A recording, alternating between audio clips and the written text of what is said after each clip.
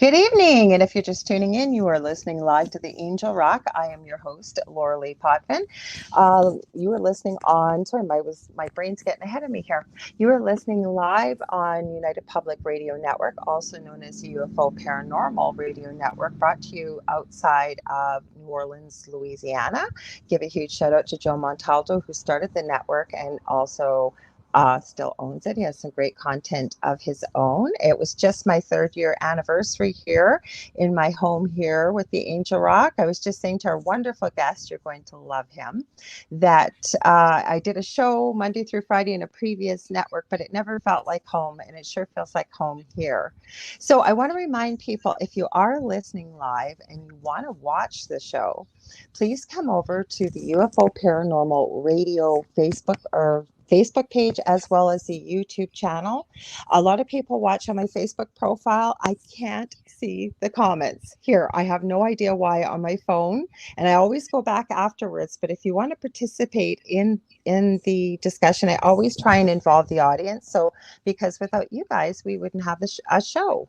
So a little bit about myself. I'm a Canadian clairvoyant medium. I'm a crystal Reiki energy healer, an Akashic Records practitioner, a spiritual teacher and mentor, and I'm also a registered nurse. Now, my show, I say I cover all aspects of the esoteric and the supernatural with a sprinkling of truth seeking thrown in there, always with a positive spin by the end. And the guests that I have on my show are people from all walks of life. So what they are doing, or they've produced either professionally or extracurricularly, they are making a positive change for humanity. And tonight's guest is no different. He has been on my fellow partner in crime, who may jump in here when he gets home from work. We'll see. He's not home yet. He's been on the Dell Show on the Delicious Recipe here on UPRN on Thursday nights. So I wanted to have him first, but the Dell has an hour show, so he's already had him on twice. So I've reminded the Dell, if he comes on here, as he likes to be known on here, that it's my show, so don't take over. So the guest that we have tonight, he's a historian. He's from Ireland. His name is Tom Reilly, and I'm going to read a little bit about what I was shared from the PR agent that he has that we absolutely love. He sends us the most wonderful guests, so a huge shout out to Gavin Lee Davies. It says, historian Tom Reilly has single-handedly taken on the might of academia with regard to Cromwell and allegations of his complicity in civilian atrocity stories in Ireland. Change that, and you change so much about the understanding of Oliver Cromwell. Tom has appeared on national TV and radio, both in the UK and Ireland, and most recently with George Norrie on Coast to Coast AM. Where am I here? Oh, and chat shows. His books on Cromwell have been reviewed by all of the national newspapers in Ireland and many in the UK, including one on the front cover of the book supplement of the Sunday Times. The book we're going to be talking about, his newest book, The Protector, The Fall and Rise of Oliver Cromwell, is his first book of fiction. And in brackets here, it says, even if it is mostly nonfiction. Perhaps the most remarkable aspect of Tom Reilly's trenchant defense of Oliver Cromwell is the fact that he is a native of and has lived in the town of, I'm probably going to get this wrong, Drogheda? Drogheda? Did I say that Not right? bad. Okay, Ireland, all of his life. Drogheda is one place where Cromwell is alleged to have committed civilian atrocities, easily the biggest blot on his career. Welcome, Tom. I'm so glad to have you here. Thank you very much, Lorilei. That was a very good attempt at the pronunciation. The G Okay. is silent, believe it or not. So it's like a H. It's Drogheda. Drogheda. Okay, well then I was way off. I'm usually pretty good with names. I speak 3 languages, but Ireland, I have never been there. I would love to come one day, but I know that, like the name Siobhan, for example, most people cannot pronounce that name when you see it written. Am I right? Yes, absolutely. There's a few more like Niamh. That's spelled Nimh. And it's Niamh? Niamh, yeah. There's also Cuiva. Cuiva is Caoimh. It's just the Irish language, so it's a bit messed up. But no, you did very well. Congratulations. You're halfway there. I'm halfway there. Okay, so for our listeners, so 'cause we have people listening from all over the world, every country, tons of people listening live. So welcome if you're just tuning in. We are happy to have you here. We are live with Tom Reilly here from Ireland. Who is Oliver Cromwell, and So, why are you writing books about him for people that haven't heard of him? absolutely. Well, you said a very eloquent thing there about 2 minutes ago. You said something like that your guests come on the show and they've usually done something either professionally or extracurricularly Hmm. that's positive and Right? contributes. I can't remember exact paraphrasing now. Whatever you said, Yeah. humane, and something positive for the world. And to be honest, that's what this is for me. Oliver Cromwell, if you inhabit or have ever inhabited um, Western Europe, more than likely you'd have heard of this guy. He is a household name in the islands that surround me. I've heard his Um, name. I just didn't know a lot about him, but I've heard of him. well, Hmm. that's good that even that's interesting to me. So what he was he was a very divisive figure insofar as you either like him or you loathe him. He essentially caused an uprising, or at least was involved in an uprising in the UK, where he usurped the throne, and they chopped the head off the king, and he eventually took over as head of state. He's the only commoner ever to have ruled Ireland, England, and Scotland. But yet, Wow. his legacy in this country, in Ireland, is particularly bad because at one stage he came over here to subjugate the Irish, and that's exactly what he did. So if you're Irish, you will have a very preconceived idea because you will no doubt have experienced the Irish educational system, where you will have heard horror stories of things that Cromwell is supposed to do. It's like mentioning the word Hitler or Osama bin Laden or Saddam Hmm. Hussein. It's got the same connotation. You think to yourself, Wow.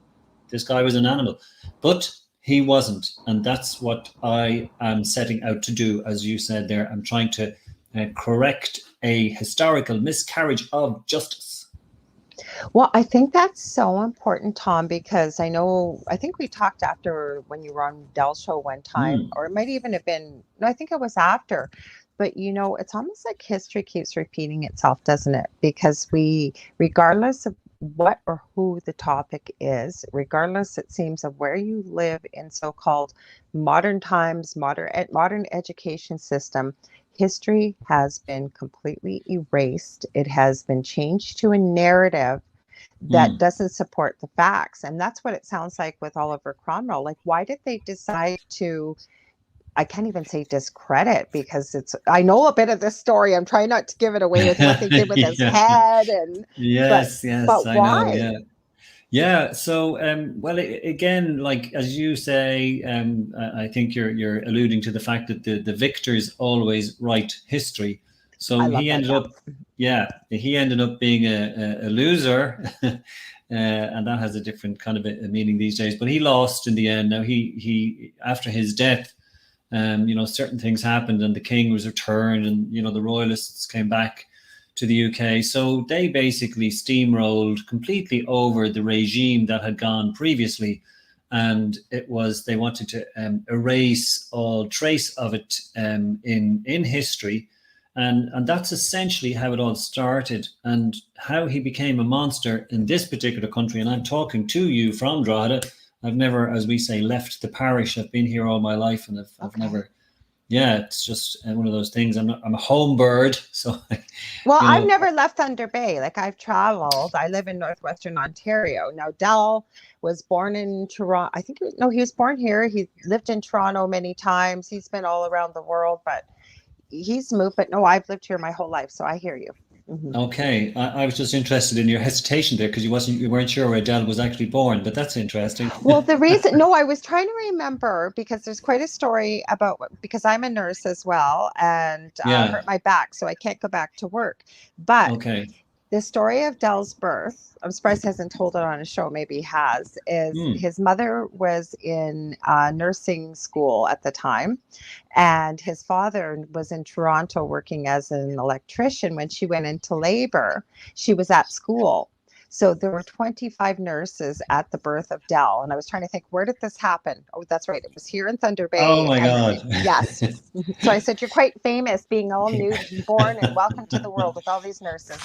That's got to be a record. So surely that should be in the Guinness Book of Records. I don't know, but it's quite the story. Well, It we have so quite is. the history, Dell and I. Some of his relatives were at my first marriage, actually. We had the same aunt and uncle through marriage. So it's like we're the Okay. second generation of the mingling of families, if you will. Oh, excellent. So Anyways, back to, oh, go ahead. you've been haunting each other for some years then. Yes, we have. Yes, definitely. I was going to say, we got to get back to your story. I could go on and on and No, on. you're So, fine. yeah. That's fine. Yeah. Yeah. So basically, when the question was sort of why is he such a difficult individual to interpret, and there were just several layers to the story really. The layers that you get when you're living in this country are very specific, and the conditioning that you talked about is also very specific. I don't know that it's necessarily because it happens over centuries. But I don't know, to me, the government, let's say in the 1890s, which was when Ireland, there's a very famous song that we're going to be a nation once again, Mm-hmm. that because we were suppressed by the English yoke for all those years, 800 years of oppression we talk about here. So Right. during that time, they decided that they would, lots of Irish things started around then, like very specific organizations that would be very Irish to counter or even to contra the English, Yeah. everything that had happened through English oppression.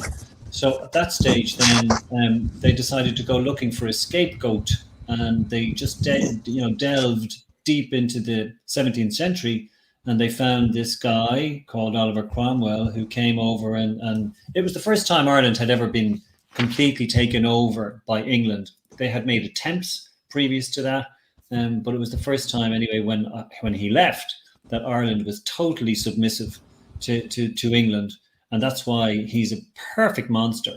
And then of course they threw in the very convenient stories that he killed everybody that had lived in my town, and that's beyond the military. In other words, that he killed babies and toddlers and Oh my teenagers and goodness. granddads and grandmas and all that kind of so that. But this is nonsense, because he didn't, and I've proved it through other books that I've written.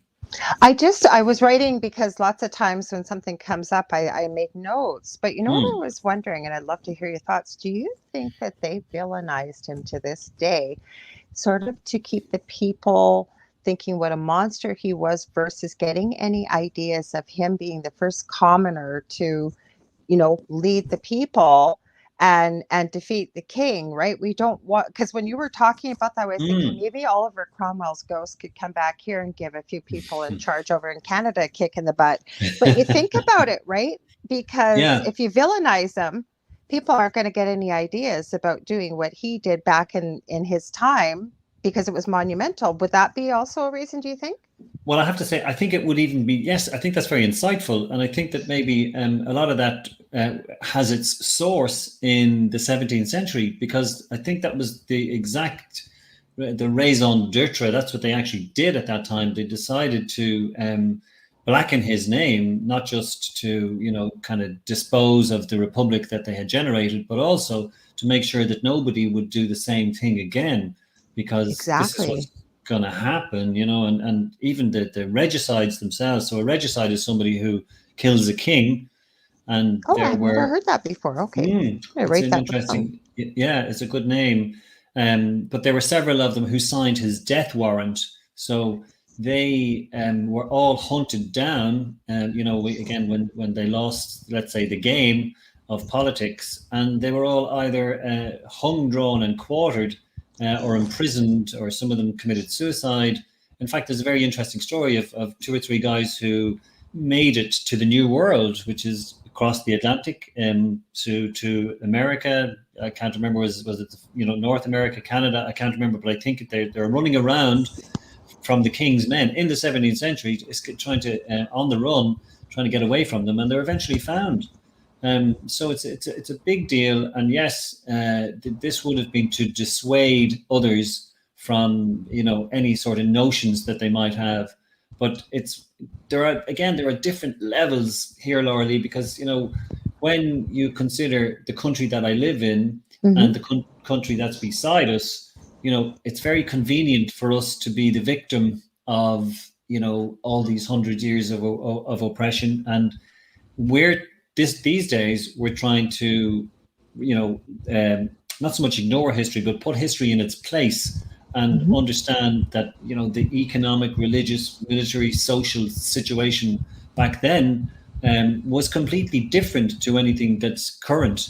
So mindsets were so different. It's like another planet. Right.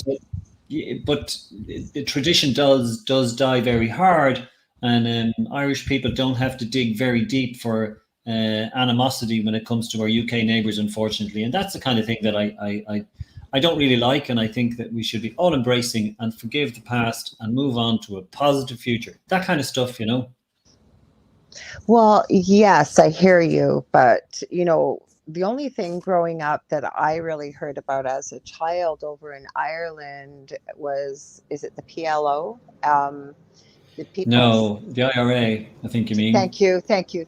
My history. The IRA. Okay. Sorry, no, you are right. The IRA, and the things that were going on with that. For people that haven't heard of it, you could probably share it much more succinctly than I can. Obviously, I don't know why I was saying PLO. I know what the PLO belongs to. Couldn't think of the letters there. But that's okay. What was going on with that, Tom? Because there seems to be like these periods throughout history in Ireland where you've got a lot of discourse, if you will, and fighting and. Yeah, and that's exactly what the backdrop was to this English oppression. I say it in a very glib way, but so many people have lost their lives over the years, over the hundreds of years, and on several occasions, Ireland made attempts, and mostly doomed attempts, to deliver Ireland for the Irish, and Ireland should be just Irish, and England should be gone. There's a very interesting figure, or so England has something like 192 countries in the United Nations, and yes. England has invaded 170 of them. so that's quite a figure to note, and because we're just next door, and literally, we're very much in the firing line. So the kind of things that they did, I mean, they say the sun never sets on the British Empire, because they have, locations all over the world where time of the day, Canada being, one of them, they're in the Commonwealth. Yes. Mm-hmm. So, I mean, I find it very interesting. You talk about, and I know you mentioned the IRA, but I remember when I went as an Irishman, I went to Victoria in British Columbia, Vancouver Island, excuse me, and we couldn't understand what we were seeing. We were seeing, because it's Victoria, we were seeing Union Jacks, which is the British flag, all over the place, and that we found that offensive, because we kind of do, because it represents so many different aspects of Irish history here that are negative for us. We have our flag, which is green, white, and orange. And interestingly, the green represents Ireland, the white represents peace, and the orange represents the Orange movement in the north of Ireland. So I suppose symbolically, that flag is seen to kind of link all factions over here. When you say the Orange movement, Tom, I don't think I've heard of that before. What is that? So that's basically William of Orange, who was... Oh, okay. Yeah. There's a reason why I'm laughing. After you finish sharing this, I'll tell you why. Okay. It's not about your William of Orange. Okay, that's interesting.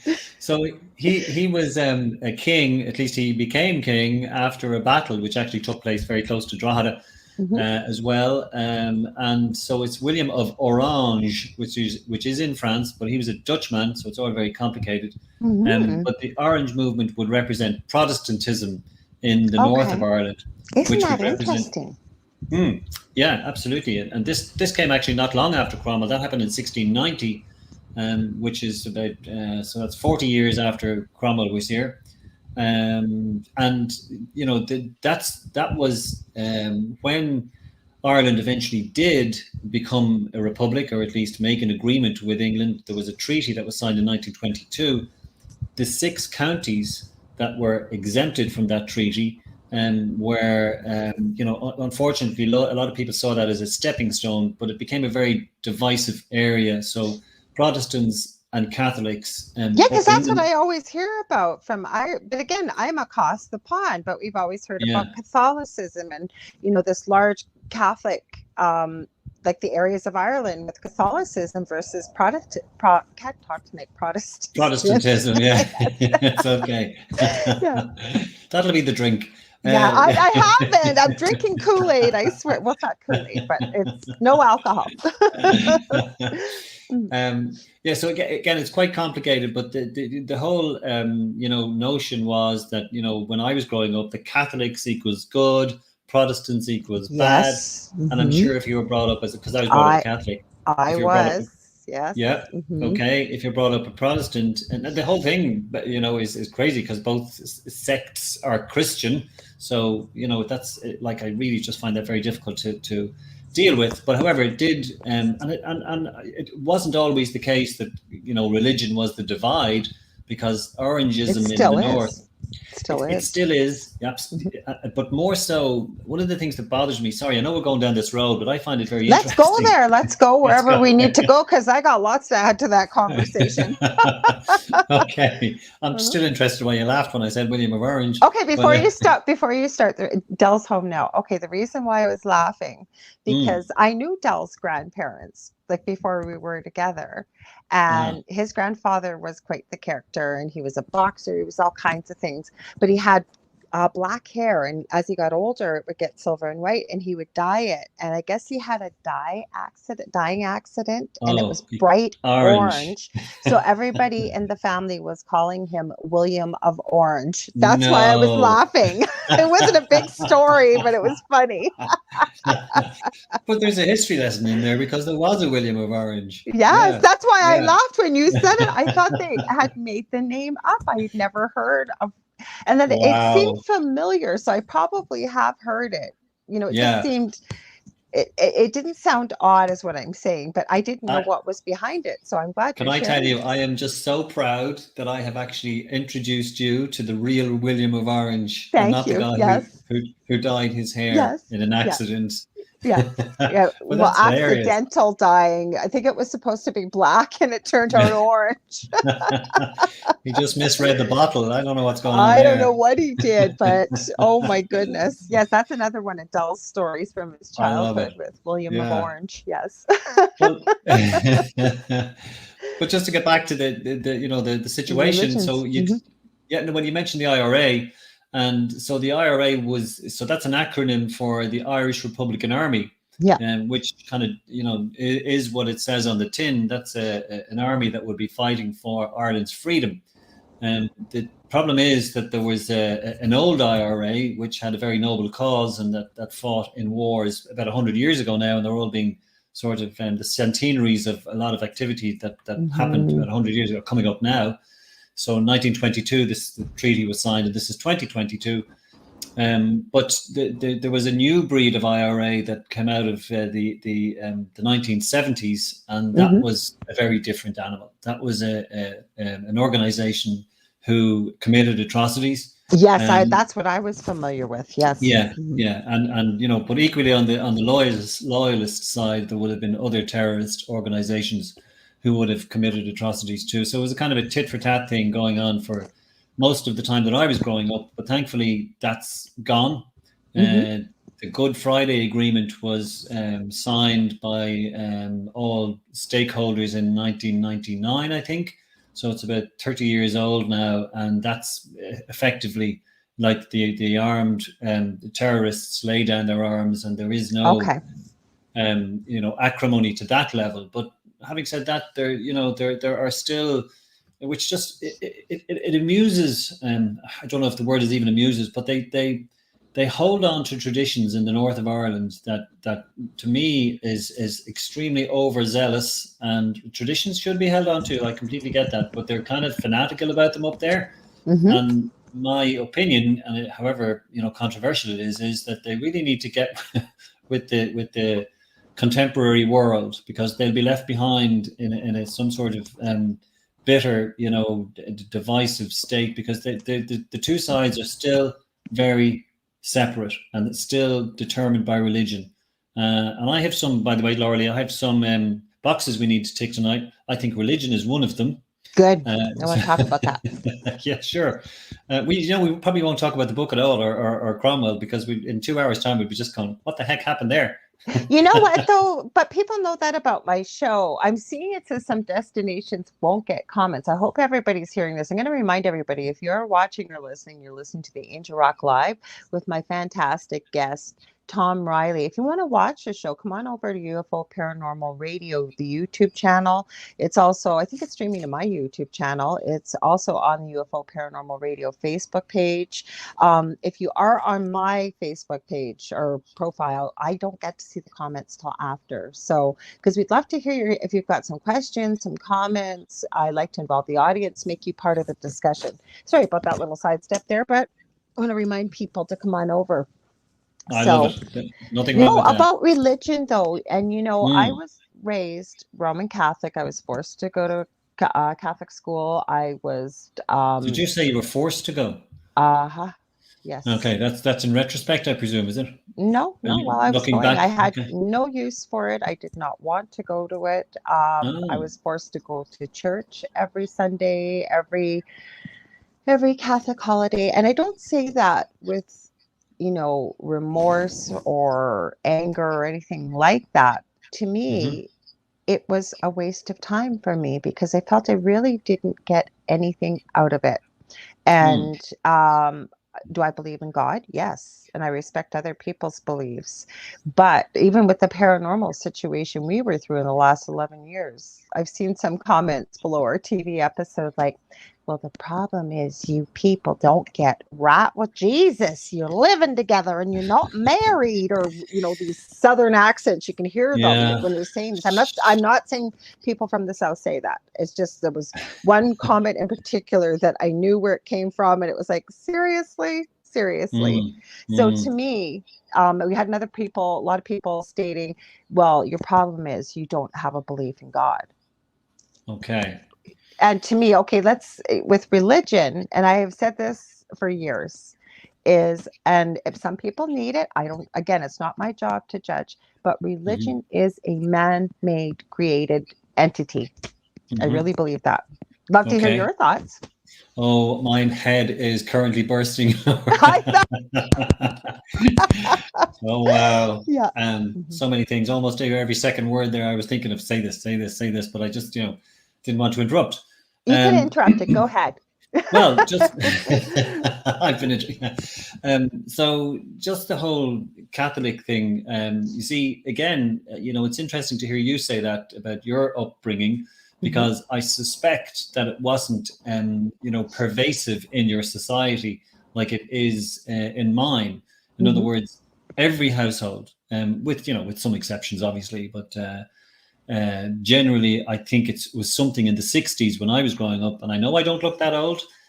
You're supposed to say that. I was born in 65. I'm going to be 57 August 15th. I never hide it. So now we know that's not true. So, but thank you for. and you don't look like you were growing up in the 60s either. So yeah, no, I'm 62 this year, so it's a thing. But I would not have thought that. But thank you. We're very privileged to get to this age. That's the way I look at it. Because lots of people didn't make it. You're right.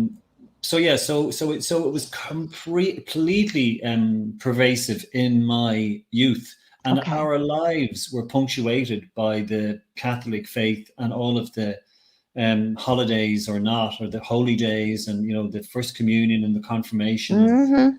All of that stuff was, and you went to mass religiously. Yep.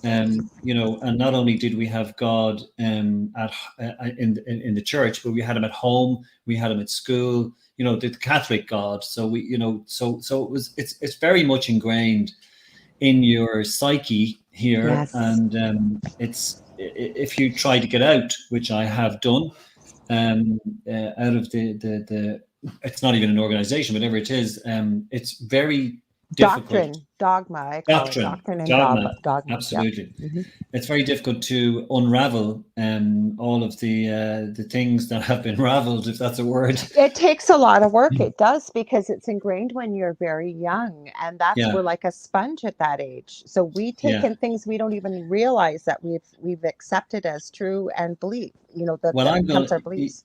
Yeah. I'm going to take it at just another stage, if you don't mind, because absolutely.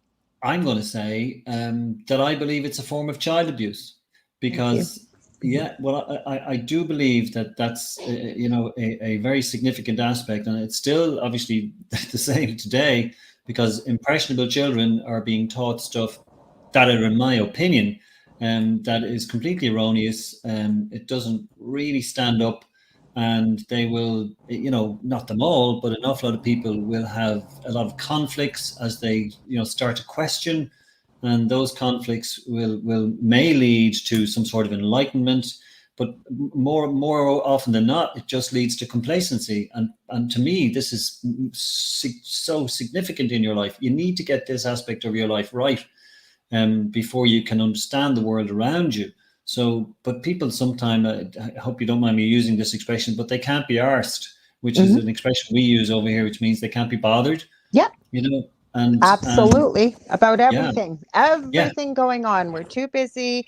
No, and they haven't got past. And again, this is with no judgment. If people are listening to this, it's a discussion of what we feel we are seeing from our perspective. So I'm not trying to annoy anybody, but I have to agree with you, because I can't tell you how many people, even in the past few years, I'll say, where people refuse to change their belief systems with news, with anything like that, or they hear a few minutes of something and that's what it is. That's what it is. Nobody wants to take the time to dig a little deeper and find out what the facts are, because look, here we are with Oliver Cromwell. And like you said, you've proven it, you've found the facts. And then you still get discredited when you have the facts that you're a conspiracy theorist, no matter what it is. That's no matter so what true. it is. But you know, you know, in this world, to me, and I understand, you know, I may alienate lots of people who are listening to this, and that's fine, because you know, I don't want to do it. But I mean, people have opinions. If we all had the same opinion, where would we be? You know, it would be a very boring world. Absolutely.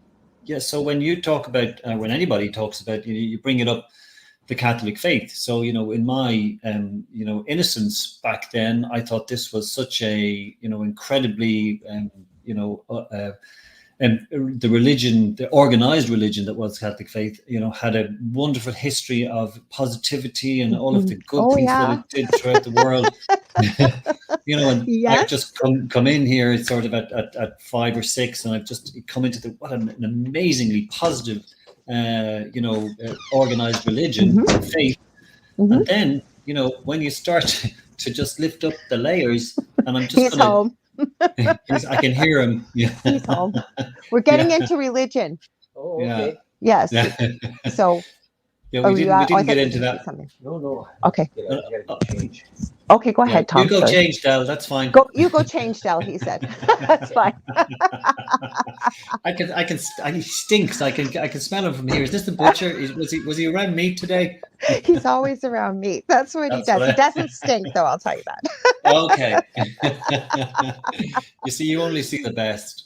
No, but but you know what? Del and I have conversations like what we're about to have all the time. We've had them on air too. We're respectful of other people. Some people need religion. I know you were saying, sorry, I was trying to remember where you were at with it, 5 to 6, and then we got interrupted. So rudely, no.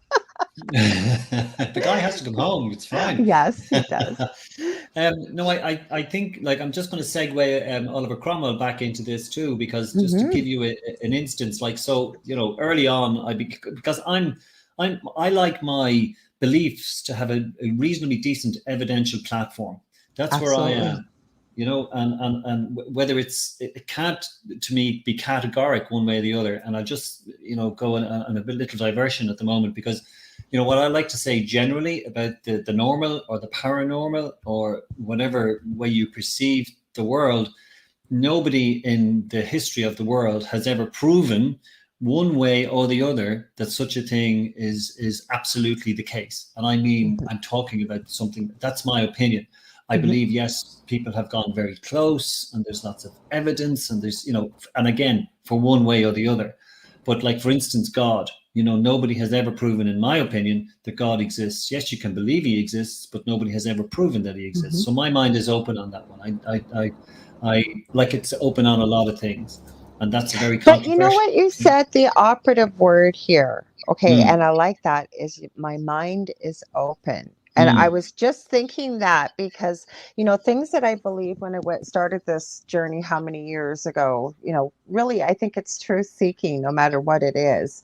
mm, I've changed my belief systems and what I thought to be true because I remained open minded, that I don't know everything, that as new facts become apparent, as I, you know, connect with other people and see whether it's research, no matter what it is. And I'm mm. talking generally, not even the paranormal, anything. Sure. I realized that, yeah, that seems to really make sense and changed my perspective on things. And I think that we should, if we remain open minded. It's a learning process our whole life. I think we're students of life. Earth is a school.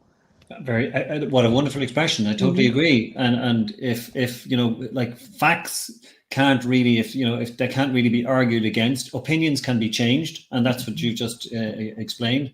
And you know, to my mind, there was so much. There were so many flaws with what the Catholic faith were teaching me. And just to go back to the Cromwell thing, so what happened in his life is, so he's born into a certain age, Right. you know, and into a certain society, and he goes to a certain school, and what he hears in the school is and I'm just going to use this very controversial expression, the cesspit of depravity that the Catholic Church has been throughout history. So, you It know, has, though. It's not untrue. Like, all I kept thinking when you've been talking about this, and I have to throw it in.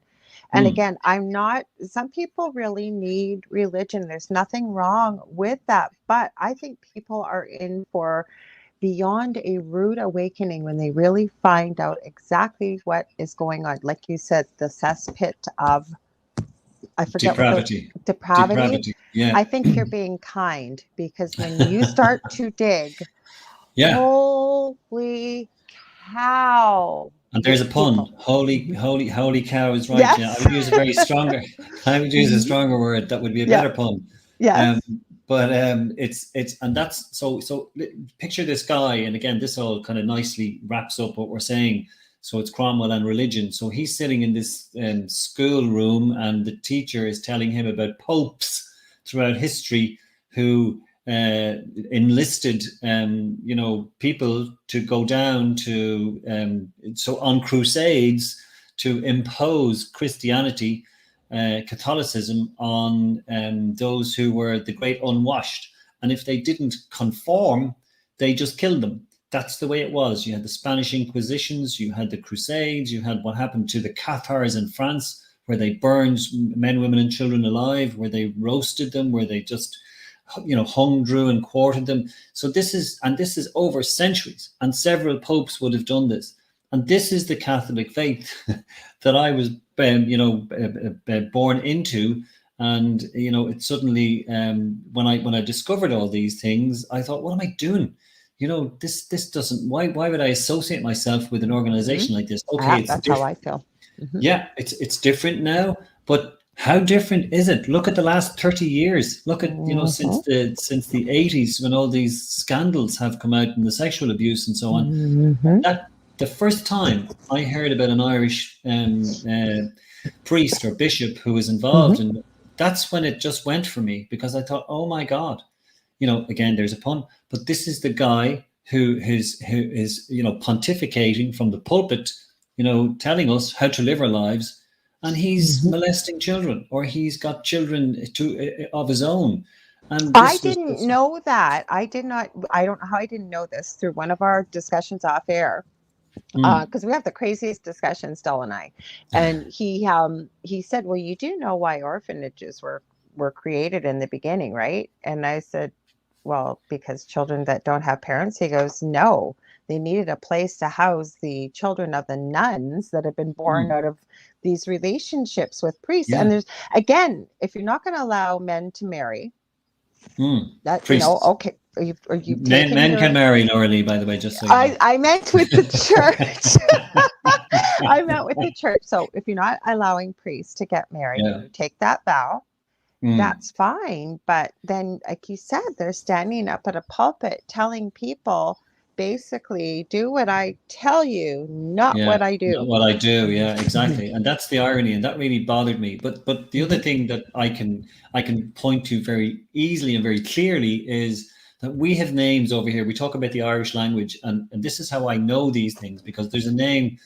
There are two names here that are very interesting. So there's McIntaggart and Mhm. there's McInnesby. Okay, Okay. so McInnesby and McIntyre are very Irish names, and what they actually directly translate into McIntaggart is Mac an Taggart, which is the son of the priest.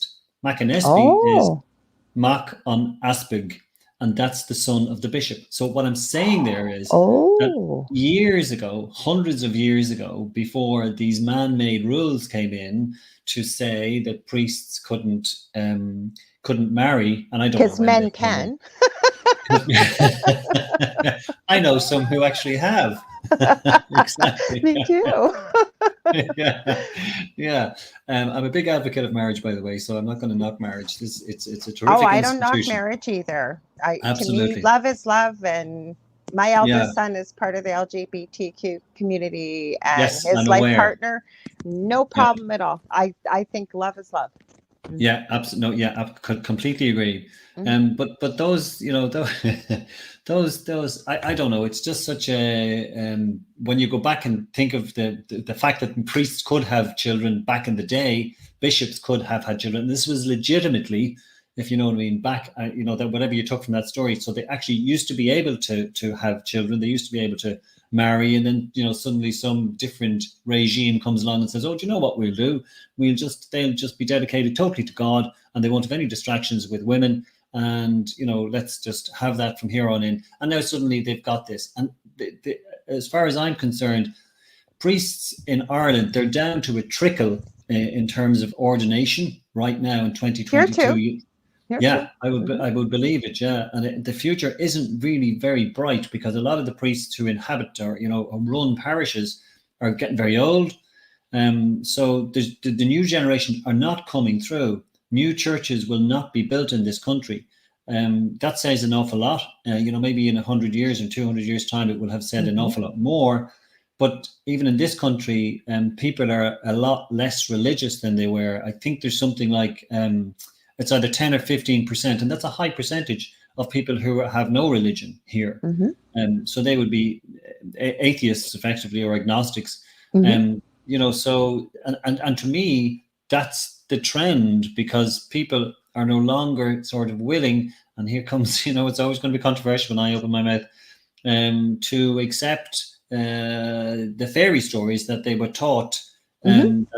as truth, when they were children. So they're much more accepting of a logical world in that area, in the religious Mhm. area, than they are of. I mean, look at all the gospels that were left out of the Bible, for Thank instance. you. Thank you. From when I first met Del, I kept saying, "Well, you do know," like when we got together. I mean, I've known him, but when we got together as we were dating one another, and I said, "Well, Mm, you do know that the Bible is a man-made instrument. That there are so many different versions and gospels and pages and yeah, what have you. That yeah, some man or men." Probably, I don't think they had women back in those days that would have made those decisions. no, That no, probably not. That only certain books were going into the Bible, mm, and for the longest time in the beginning, he used to say to me, "You hate the Bible." I said, "I don't hate the Bible."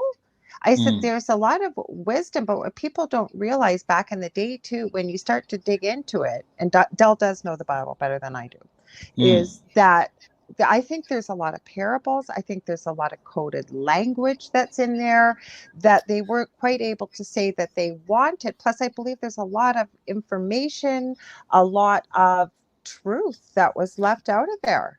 Well, yeah, absolutely. To me, you see, it's a very look. It's 2,000 years old, Mhm. or thereabouts. I don't know. I mean,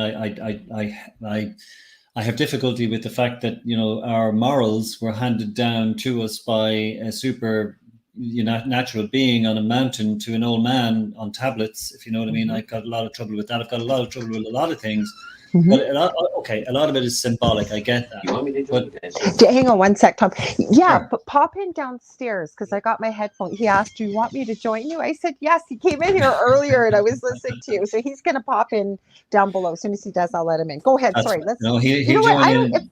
people don't like this discussion, and I understand if you don't. No, it's I. That's why I prefaced it with, this is our opinions and what we believe to be true. We're not telling people to believe this. If something, tweaks within you, like, why are people talking about, why are they saying it?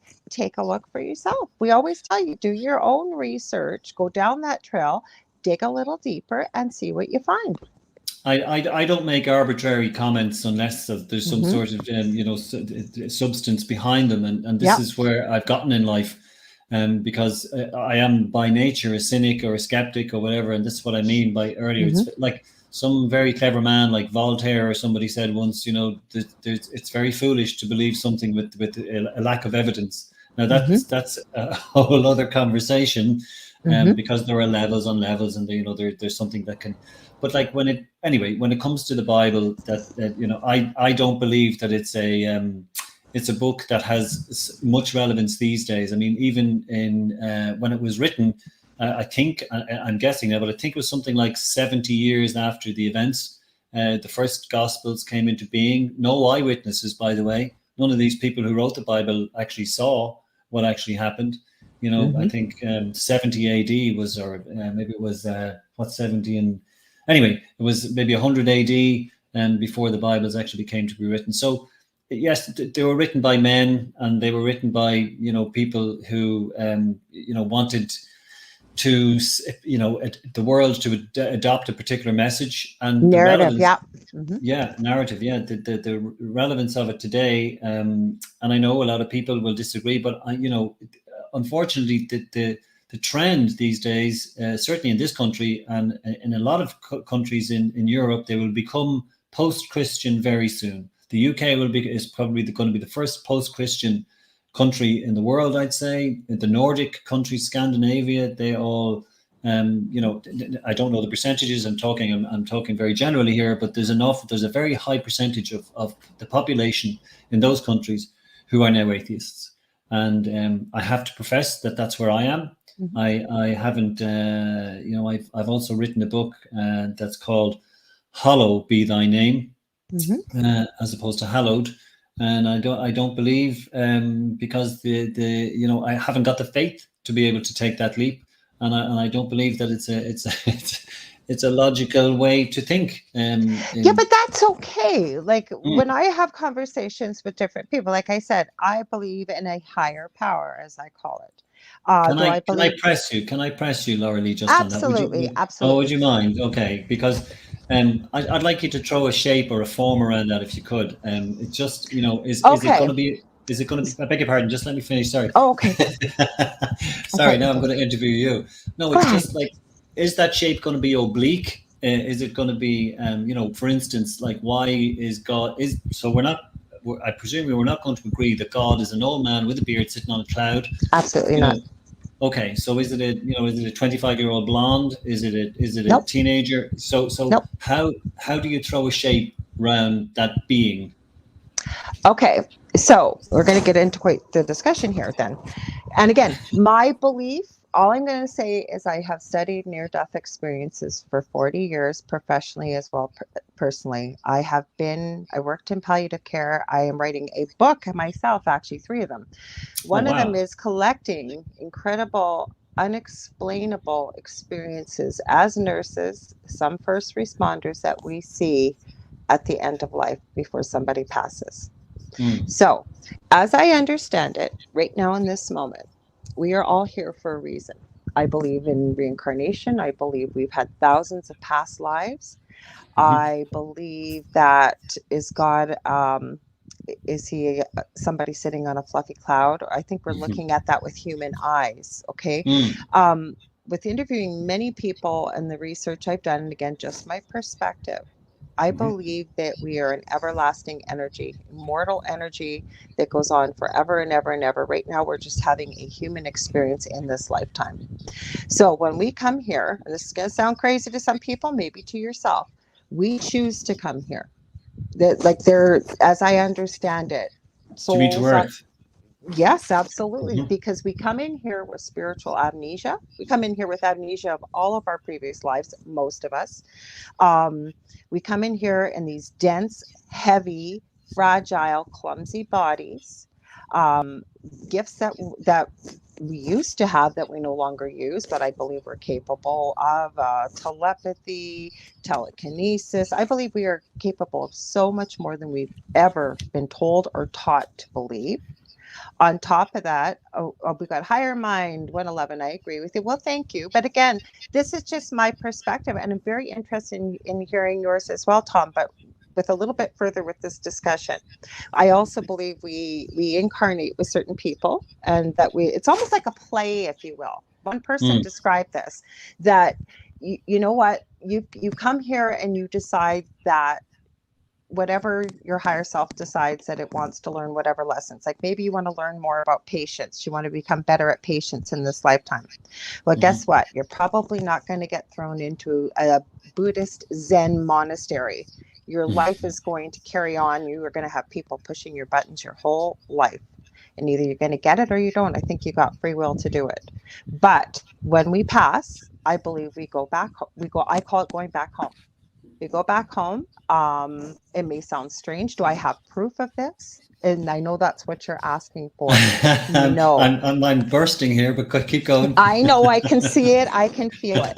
The other thing is that with what we experience paranormally, and you know Dell well enough now, Dell is still a skeptic to this day. He Mhm. cannot explain how he has been thrown 15 feet across the kitchen, his arm cut. There's if he when he joins, if and when I will get him to share that with you. He didn't even tell me for 2 days because he had to pull out all the electrical. He had to test it with his battery. Like, he has that kind of mind. So that's what I believe. I don't actually call God God. I would call it source energy, where we come from. I always say, do I have all the answers? No.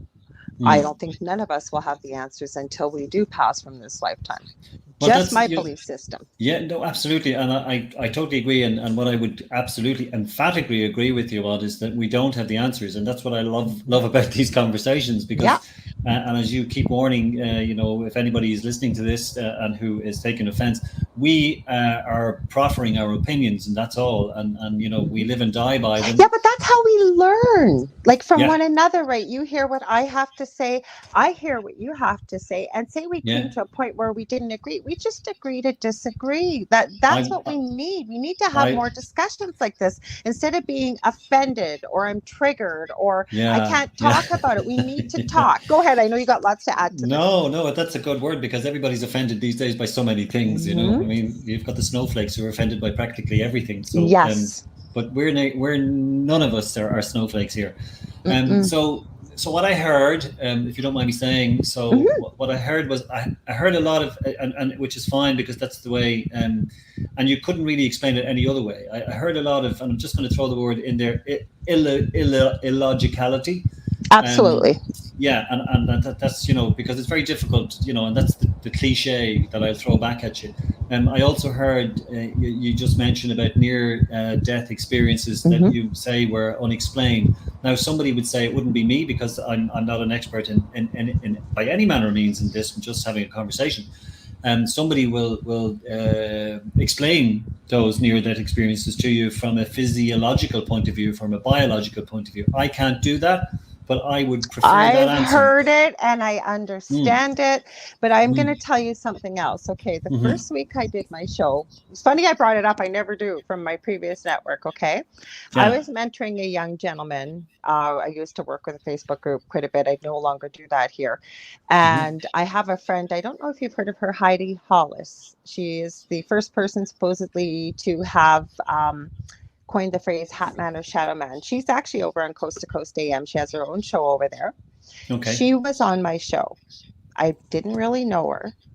Okay, and this young gentleman I was working with, and again, I hear some pretty strange things from people, and I always Sure say, you not do. my job to judge, and just keep an open mind, because I think the truth will prevail eventually. It always does. And he started explaining the being that he claims he was in a previous life. He starts explaining heaven, and Heidi has had some very strange experiences in her lifetime. She's fascinating to talk to. I just messaged her. I need to have her back on here soon. She said yes. So those two never met before, and I don't have a copy of the show. I never got my archives. I'm kicking myself because there were so many good shows we had done over there. But they were finishing each other's sentences about what they had experienced and witnessed in heaven. And it was not a near-death experience, neither one of them. Well, you see, when I hear these things, and I'm sorry because I'm a little feisty this evening. I do apologize. Okay, let's get feisty. So when I hear those things, there are an awful lot of scenarios that people can use or say to attract one's attention. And so somebody finishing each other's sentences and talking about a place like called Darren heaven. Brown, like how he can influence people. Do you mind if I come to that? Yeah, because I can't remember if I've spoke to this about Del about this, but yes, that's exactly what I'm going to come to that in a second, if you don't mind. So no, go ahead. Yeah, but when I hear these sort of unexplainable set of circumstances that can only mean a certain thing, I don't believe that. I believe that can mean another thing. For instance, like I'm absolutely categoric in my belief that heaven is a place that doesn't exist. Okay. But that's in my belief, because and I accept that. Yeah, it's far too. I mean, because when you like. I don't even know what to say now. Where is it? How is it? What, yes, it's all in a different world or somewhere.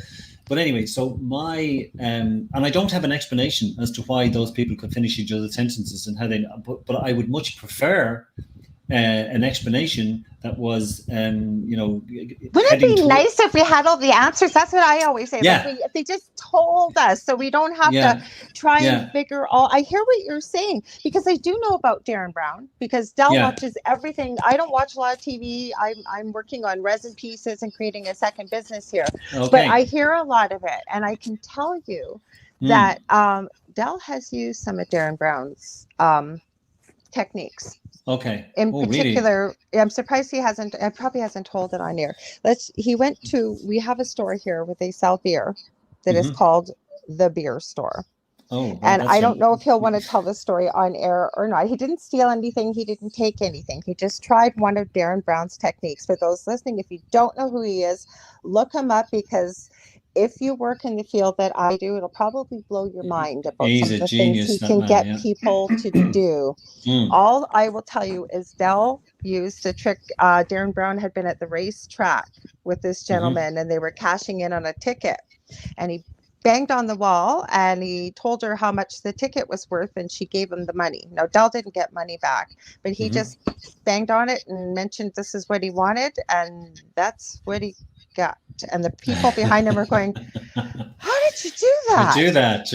You can do that. I understand that. And I will point out right here, for most people who do follow my show, again, there is nothing wrong. I'm going to use the term woo-woo light worker. I am a light worker. I would consider myself that for people that identify with it. But there are people whose heads are all up in the clouds and there's nothing going wrong, and we only think about positive and love and light and blah, blah, blah. I'm not one of those people. Very down to earth, very open to hearing what you had to say right there, because I can't disagree with you, Tom, because you were right. Go ahead. Yeah, no, it's just this is this is why you are just Dell and yourself are just incredible people, because what you do is thank you. no, but you're amazing. I don't think you realize how amazing you are. You just you're so engaging, and you allow. Certainly the guest in this instance, but other people's opinions to you take it on board. It's not just paying Because I'm lip not service. right. I don't need to be right. I know I'm not always right. And I can't tell you, I know better than you, and you are wrong, because I don't know. You could be right. Yeah. And you know what? You could be right too. Exactly. Can I tell you the Darren Brown story? Oh, please do. Well, no, it's just a great story because, the clairvoyancy thing, and you used an expression that I wasn't familiar with. Did you say the light worker? No. Yeah, light worker. What does that mean exactly? Oh, that's the collective term that you're not a witch, but you basically, as a light worker, like an intuitive, a healer, spreading messages of positivity, light and love. Yeah. Some of the concepts I just mentioned here with you. Spirituality, if you will. Gotcha. It's basically, it's a catch-all phrase, and it's quite popular. Yes. I know within these circles and certain areas of the world that people understand. Go ahead. Sorry. Yes. Well, yeah. And again, a lot of my words will probably jar, as you say, in these circles. But look, that's what the conversation is all about. Mm-hmm. So, Darren Brown, this is Googleable. It's on YouTube, and it's Hi, Deli. Yeah. Oh, he's there. Oh, we're talking about Darren Brown and religion. So you'll get caught up soon. Okay. We may have. You're only coming in now. We may have piqued his interest earlier. Did we? No. I should introduce, for people that don't know, this is my real partner in life. I call my husband, I guess, common law. The Dell. I've already mentioned your show, The Delicious Recipe, on Thursdays. He knows Tom. But Tom's right about to get into a good Darren Brown story. Oh, good. Well, yeah, I'm just raging you missed the Bible conversation that we were having, Del, because I believe we navigated it well. Yeah, we so did. Yeah, we were on the same page. Yeah, that was page 28, by the way, just in case you're curious. And I told him about William of Orange, because there really is a William of Orange. Oh, is there? Oh, wow. Oh my God! How did you not know that? She told you the story about why my she did the hair. Yeah. He died the hair, and it turned out to be a bad accident. Yeah, it did. Yeah, and he left it. Yeah. Yeah. Hey, it's his trademark. But nobody. You seem to miss the whole point that he was William of Orange, who was a real character in Irish history and Irish when he English mentioned history. This name, I started laughing, and I said, I'm not laughing at your William of Orange. I'll tell you after your story what the William of Orange means. I thought she was being quite rude, but we let you away with that. So the Darren Brown, and forgive me, Del, if you're hearing this for the second time. No, no problem. Anyway, he is an English, I don't even know what word to describe him. To me, he's a genius, but I think he is. Absolutely, he's brilliant. He's a reader. He's a seer. He's if I stood in a room with him, I'd be I'd feel naked, because I'd feel he was looking right through my soul, whatever that is. Mm-hmm. And but anyway, he went to the States for the first time. This is how I remembered the video, and he convinced a clairvoyant or a psychic that he could do a show. This was an American lady, and she said, okay, well, let's do a show. We got a lot of people in an auditorium, but when the show went out, and it's probably went out on TV here, but it's on YouTube, he explained to the viewer that what he was about to do was he was about to put on a performance. And he explained that performance was an act, and he explained very clearly that it's only an act, that he doesn't see people, or at least he wouldn't see people. He's not going to connect with the other world.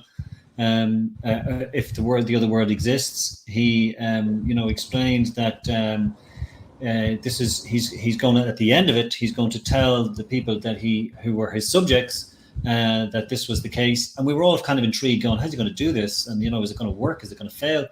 Anyway, long story longer, he goes in, and there's people are kind of skeptical. He's English, he's British, he's got his beautiful accent, and they're kind of sitting there going, okay, what does this guy know about me? And very quickly, he, and you know the story. He picks something that, how could he know this about this lady? And then maybe your aunt has died, and he might say something like, "Oh, she used to make candles," and then suddenly, she's gone, "Oh, okay, yes, that's definitely me," and she died in a motorbike accident. Now, how could he know these things? And he says other things, and I know, Lorilei, that this is your world.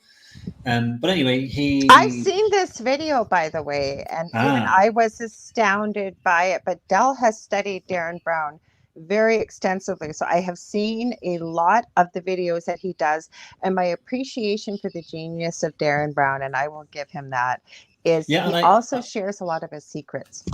Yeah, exactly. And I think the point, by the way, I think that he was making, correct me if I'm wrong, is that he's saying that, and he can't say anything categorical, obviously, but he's saying that there are charlatans out there. Absolutely.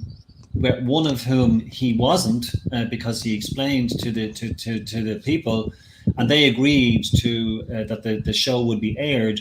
But he did, touch so many nerves. He had people crying. They were convinced that he had been in touch with their loved ones who had died, and he hadn't. And he told them he hadn't, and he does this a lot. So. And that's the point I'm making, I suppose. I can't tell you that, that there's no other world, because I don't know that. Same as I can't tell you what I believe that it's true too. I just told you I have changed my belief systems by what I come across, the people I meet, who I learn from, research I do. And again, that's why I say this all the time. You can ask Del. I've said on air, off air. I don't think any of us will know the answers until we leave this. I call it this planet, transitioning back home, whatever it may be. And I can appreciate when people say they don't believe there's an afterlife. The only thing is with the afterlife, and Del, I was talking a little bit about this before you joined, was you are still a skeptic to this day. Like, you and Tom were probably on the same page with a lot of stuff. And when you got thrown across the kitchen, when you were in the fridge at 3 a.m. looking for the mustard, he didn't even tell me, like I had said before you come on, Del, that for a couple of days he had his battery tester, is it your voltage meter, testing everything. Well, he tells it better than I do. He still doesn't have an explanation. Is he willing to say it's the paranormal? No. When we were on TV for our interview, they were trying to get him to say the word demon. Would he say it? Absolutely not. Right, Del? Yeah, well, that comes into the whole part. There's that too many people, I think, jump to conclusions off the bat there, and they don't, I come back from an engineering background there too. So I was electrical engineer, environmental engineering. I was iron worker, construction, stuff like that. So I know and build houses and stuff like that. So I got to go and find something 6 ways from Sunday to go and try and figure things out there before I jump to the final conclusion on something. Excellent. Yeah. And I think that's the way to. But I'm also open-minded. Well, it could be possibly something else that happened, maybe, but I have no explanation for it to this date. So. Well, as a skeptic, Del, do you mind if I just chip in here? So, if you are, reasonably skeptical about things like that, can you explain, what actually happened and what you think was the reason? Is it something? Would you automatically default to a supernatural explanation, or would you consider that it was? See, that comes kind of hard because of the few things that sort of happened in that house. That's what I said. It was weird because I had set up security cameras, and I put one down in the basement as well. And it all seemed to be sort of a really localized area of like about 20 by 30 out of the house from the basement to the upstairs floor where things happened. Like I have no clue. I have no clue how this cabinet. A curio cabinet. I guess it's one of those. It's a cabinet that like you put like little shot glasses or those little teaspoons and that knickknacks. It's like about 2 feet by 2 feet. It was on hooks, heavy duty hooks, screwed onto the wall. There was recycling bins underneath there, so if the dogs or cats jumped up, they would have landed in the recycling bins. This thing popped up off the wall. Yeah. Shot over to the left. Feet, right, so it popped off, came out about 4 inches, came out, severed all the cords, and then ended up another 15 feet in the living room. And the Holy hooks are crap. still in the wall and still on the cabinet. The other thing he I went. almost died. Sorry, go ahead, Del, because I want to tell that story. Yeah, Yeah. but the thing was weird is that I went and I put it back on there and I started hitting this thing We with tried a everything. broomstick, a hockey stick, pushing it up to get it to go in the same direction. Yeah, Couldn't even get the thing off the wall, or it would just swing on the wall. One hook would come off, but not the other. And I was like, okay, well, that's sort of a little bit weird. And then, yeah, that part with That's a little bit weird. That's not a little bit weird. Okay, Yeah. so this is what happened, Tom. Okay, some of the strange. This is my second book I am writing, and I have pictures. I have all kinds of stuff from this that we can't explain. I wasn't sleeping very well. And apparently he had a security camera in the laundry room where a lot of the activity was in our old house in the basement.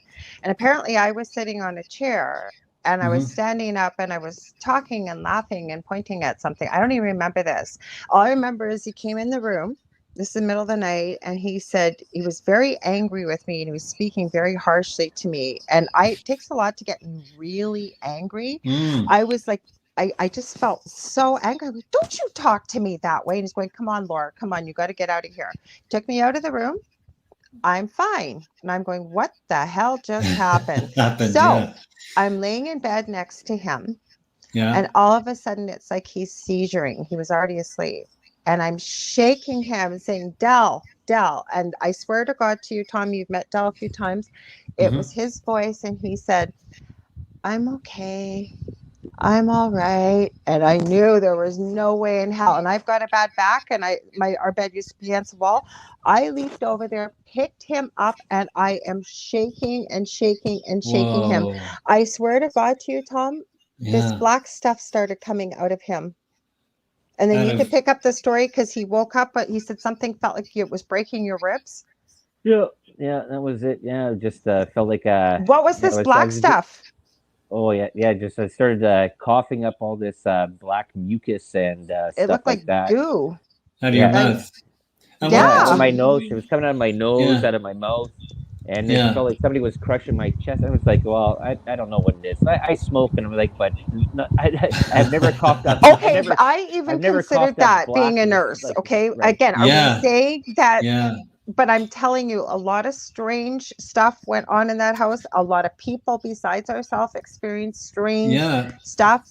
Pictures. Yeah. Again, are we saying there's a heaven, there's a God, no, but there's no explanation. Yeah, you see, this is what makes conversations like this so interesting, because you can't discount, that sort of a story. You have to. I can't explain it. You guys can't explain it. You can choose the explanation that you'd like to kind of, embrace. I wasn't there, so you say it very honestly and very sincerely. And that's, but my starting that's point. Why I took pictures. I almost took a picture of what he had come out of him. And I thought, oh, that's a little bit much. And I'm kicking myself that I didn't. I took pictures and video of everything, Tom, because again, I come from a science background with a nurse. I went to university. I have my science degree. He's got a science. So we were trying to what the heck is going on? And I kept saying to Del, we don't document this. Nobody in their right mind will ever believe us. Because it's so incredulous, the things that happen. It's a great idea that you had the foresight to be able to do that. Most people have experiences that they don't, and you've nailed that. I'm interested to read this book, by the way, when it comes out. But one of the things. Sorry, go ahead, Del. Yeah, I was gonna say that the one thing that goes on, the reason that we started watching things is we had our car batteries out of 3 vehicles all were dying all the time. And tires were being deflated. So I bought security cameras to find out if it was kids playing around and letting the air out of tires and stuff like that. And then go through the tape, and all of a sudden you wake up the next morning and all 3 batteries out of every vehicle is dead. And I know there's a thing called parasitic battery drain if you have sort of a short in a vehicle. Went through all that stuff. But this is going on for 6 or 7 months when all this activity was sort of happening in the house. And I was like, yeah, this seems a little bit odd. This is and she'll jump to the part there that she's thinking paranormal. And I'm like, oh no, I'm gonna figure this thing I out. know, Period. But we meet in the middle, and like I said, so I gotta ask you though, Tom, because we're on the paranormal. So I know part of the stuff that Gavin had sent was about the paranormal. So where was you supposedly experienced, or what were people seeing, or did you experience this, or? So no. Well, the very short answer is no. Because I'm on the fence, and I think I've mentioned this on a couple of occasions. I have never had a paranormal experience. I yearn to have one because I think that would make just come visit difference. us. You'll get lots of stuff. I never thought I'd have a discussion about fairies with Del. Let's put it that way, and little people. But I digress. Go ahead. Sorry. Yeah, no, that's okay. Yeah, absolutely. No, it's just that there are so many things that would, and this is the problem with life. You're never going to get that epiphany. You're never going to get that. Well, some people do, obviously, but I seem not to be. I've reached my 62nd year, as I mentioned before, and I haven't. I need to navigate the world with how I understand it. So I don't. Yes, there are lots of stories that you mentioned earlier about Cromwell and the Civil War, and ghost stories on battlefields, and there is a wonderful story. You talked about reincarnation before, and I, Del will hear this again, but I won't we might mention it in a couple of minutes. That I'm intrigued with. You talked about we may have come from somewhere, we're going back home.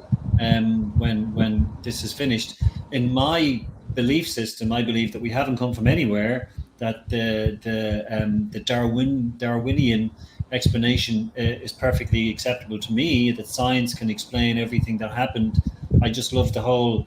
This telescope, this James Webb telescope that looked back 4 billion years last week, and it's even difficult to see how can they look back in time, but that's apparently what happens. So to my mind, everything is explainable by and this is going to annoy so many people, but by scientific or logical means. That's the evidence that I much prefer. So this is my world. My world is I will generally default to the logical explanation, and I get that you guys have just explained things, situations that happen to you, but while it's not explainable, I will much like Del. I will try and find if I was an engineer or a scientist in some way, and I'm not.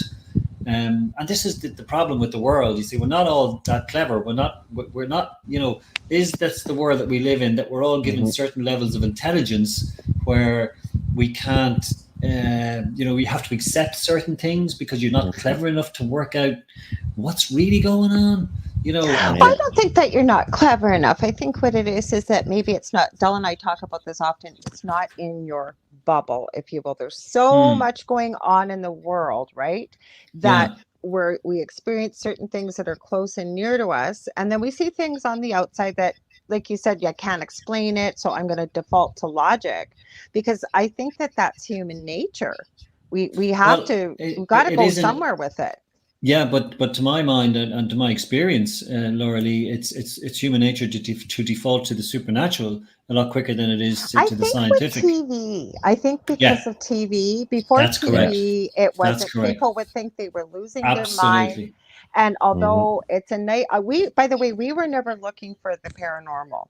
The paranormal found us, and how this happened.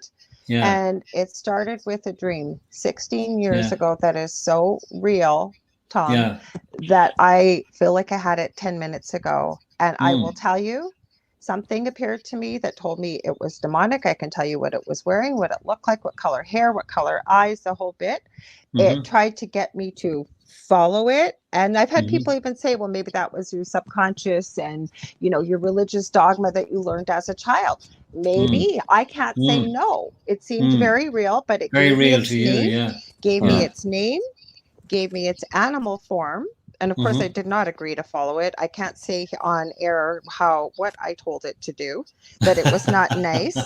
And then it laughed at me and said, well, when I said to leave, And I didn't say it that nicely. It went, Yeah. oh, no, no, no, no, no. Every time you see a crow or raven, you'll know who it is. Now, with our Catholic background, Dell's been baptized in 3 religions. He also knows Catholicism. The Yes. name I had been given, I had never heard of in all the years of going to church and Catholic school and everything else. Okay. And Okay. he So you couldn't make it up. No, he spelt it for me. Okay. Okay. Yeah. So I looked and I looked and I looked and I looked. And when I woke up from this dream, like I told Dell about it, because we were just friends at this time, I woke up shaking, crying, and in a sweat. That's not me. And to remember it with every detail like I do now still. But the scary part is, and tell me how this happened, 10 years later, because I get people, like I said, contacting me with, needing a little bit of help or maybe information or what have you. And they had come across some type of name. They wanted to know, was it within this dogma? Is it demonic? And this was the name. Well, no, they gave me a name. It wasn't the name I was given. Yeah. Okay. It started with an M. The name I was given started with a few letters afterwards. I don't say it. I do believe scientifically in energy. Not giving it the attention. But anyways, as I'm looking up the name they gave me, there on the page was the exact spelling, the exact name, the exact animal form, and what have you with the lore. How do we explain that? Well, I can't, and I'm not going to try. But I said it's crazy. That's why I said I could never question what you're saying. No, exactly. But can I just say, so I have opinions on what you've just said, because I have opinions on everything. I want to hear it.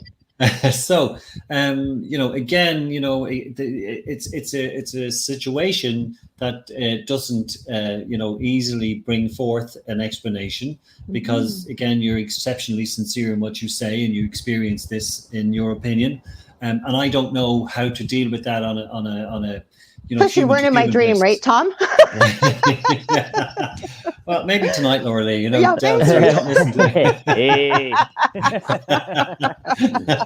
You've done very well, by the way. So at the end of the day, what I would be thinking is that there will be an explanation that I can't identify there, but I would be thinking, so a demon. So I would be thinking, what the heck does that even mean? I would immediately go to a Hollywood movie that has told us that demons exist. I can think of Stranger Things right now. I don't know if that's streaming. I think it's probably streaming over there. Yeah. So that's. I think there's some. Haven't watched season 4 yet. Nor have I. But so again, these are the things that inhabit our imaginations, and but take it back again. So take it back to, what are we saying here? Are we saying they come from hell, or they because again, I would contend that hell is a fictitious place. It doesn't exist. So part of. Yeah. So okay. So then they come from, or something. Is it flesh and blood that comes from some dimension that I can't explain, or that you can't explain?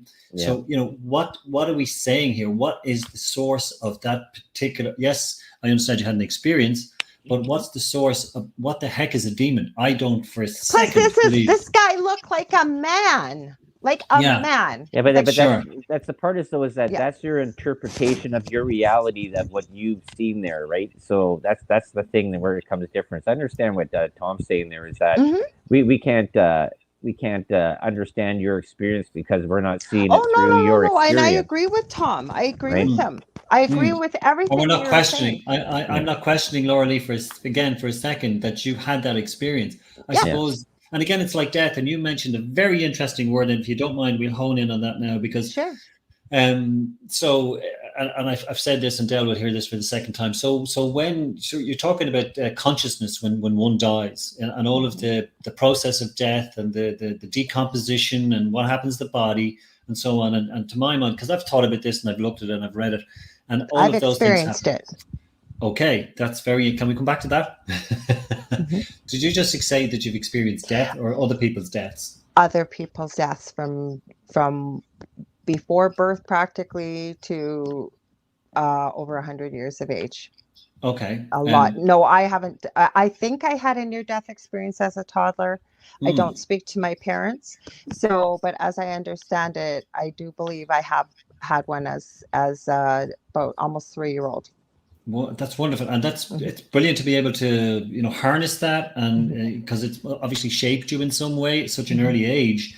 I haven't at any age had anything like that, and again, like whoever has had, they're either very lucky or they're blessed in some way that they can relate to that and make that form their opinions.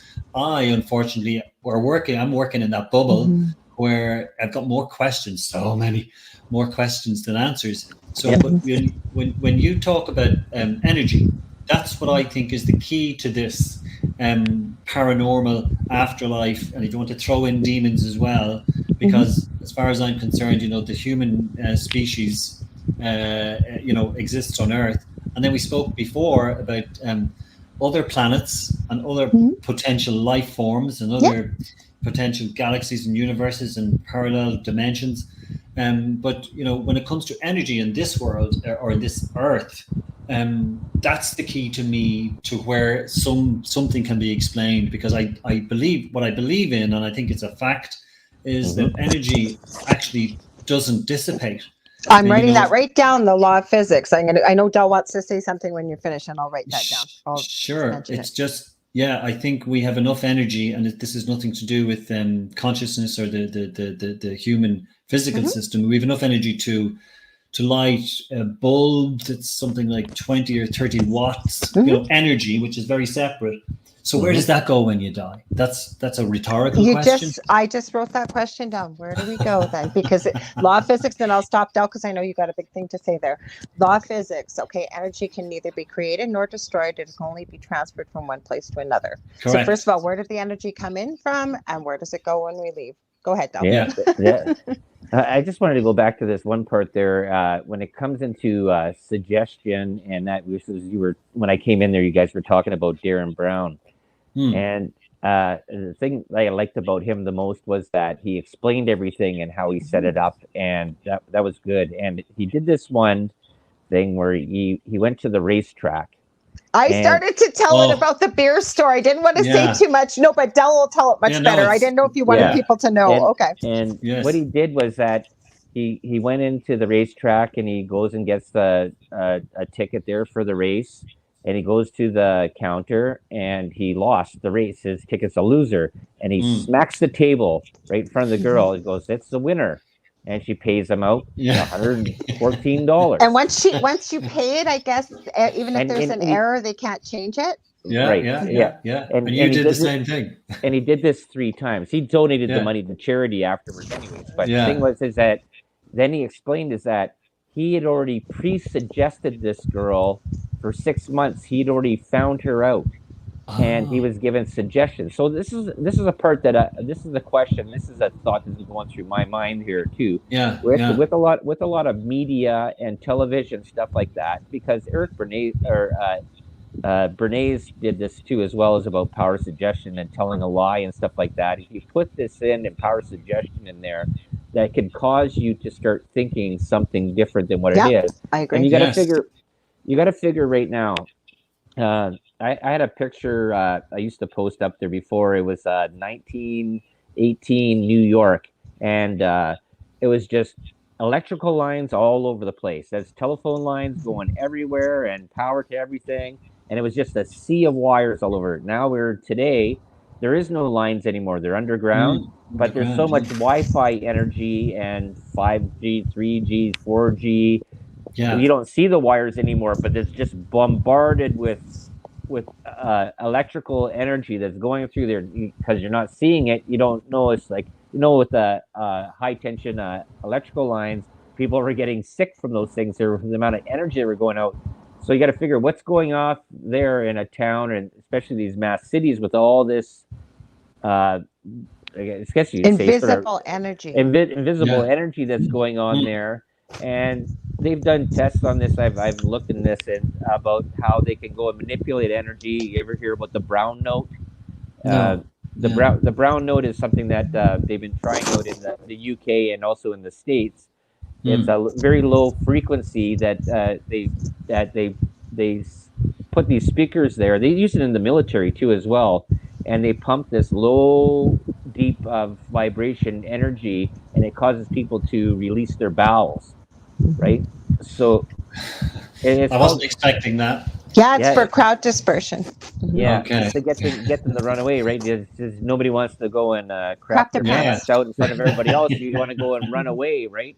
But so Yes. this is a technology that's out there, and it's Wow.